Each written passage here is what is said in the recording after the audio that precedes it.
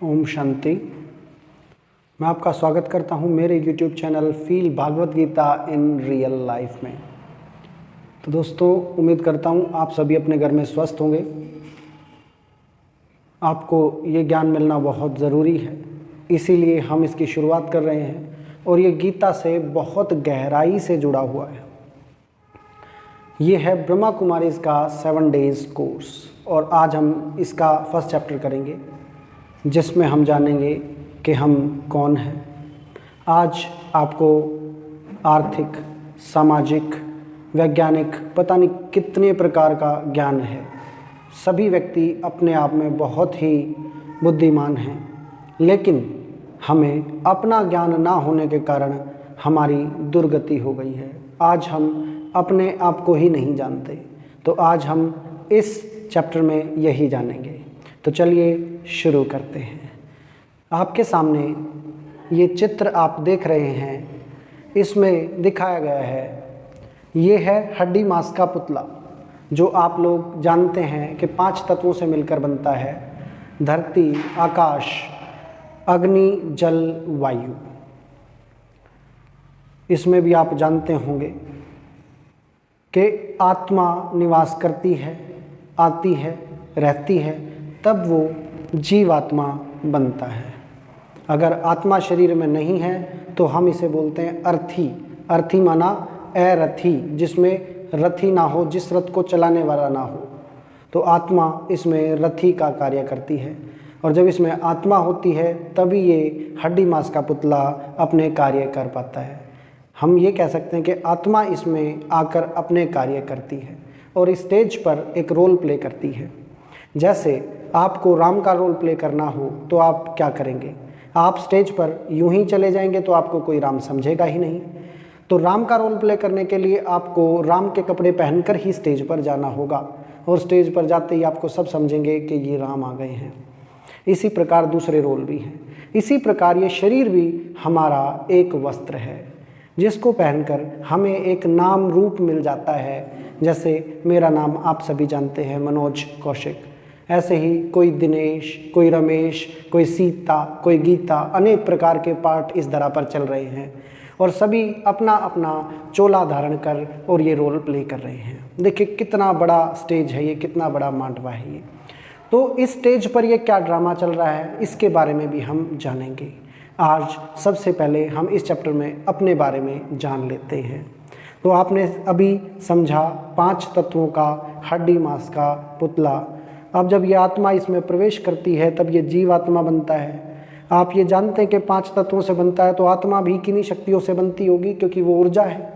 तो आत्मा 3 शक्तियों से निर्मित है: मन, बुद्धि, संस्कार। आत्मा मन के द्वारा सोचती है, विचार करती है, और जैसा मन में उसने विचार किया उस प्रकार बुद्धि निर्णय लेती है, सही या गलत, और जैसा उसने निर्णय लिया उस पर वो कार्य कर देती है।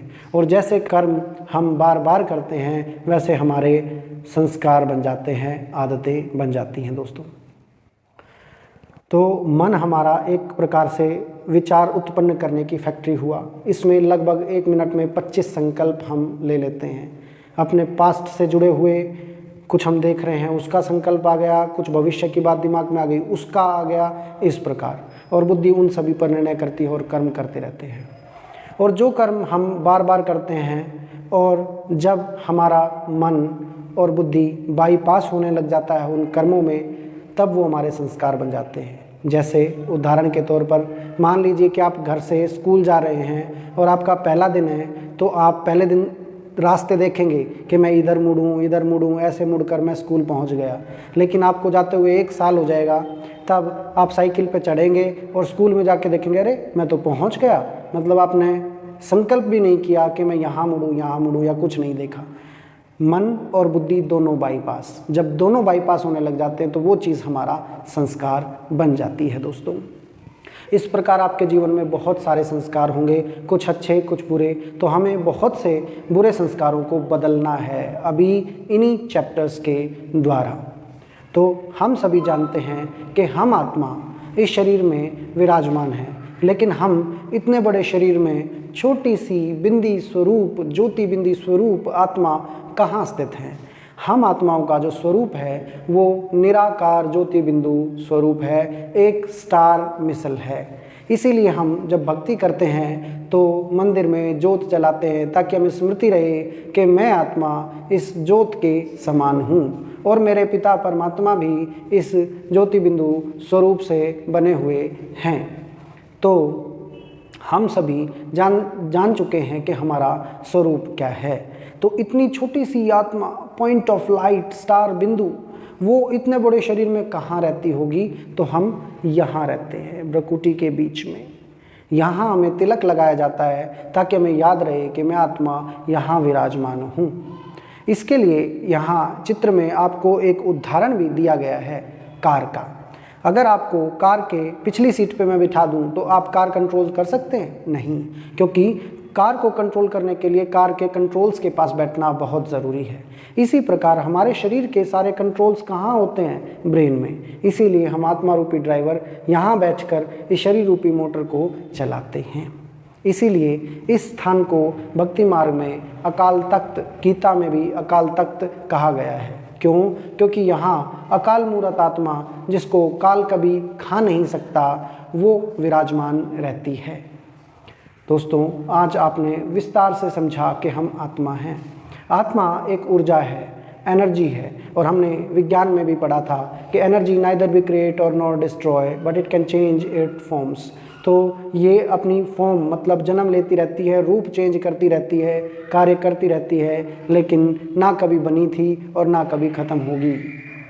आत्मा अविनाशी है। शरीर हमारा ख़त्म हो जाता है, इसके लिमिट है, ये समाप्त हो जाता है, लेकिन आत्मा अपना रूप बदल कर कार्य करती रहती है, चोला बदल कर कार्य इस स्टेज पर करती रहती है, अपना रोल प्ले करती रहती है। दोस्तों, उम्मीद है आपको बहुत अच्छे से समझ में आ गया होगा।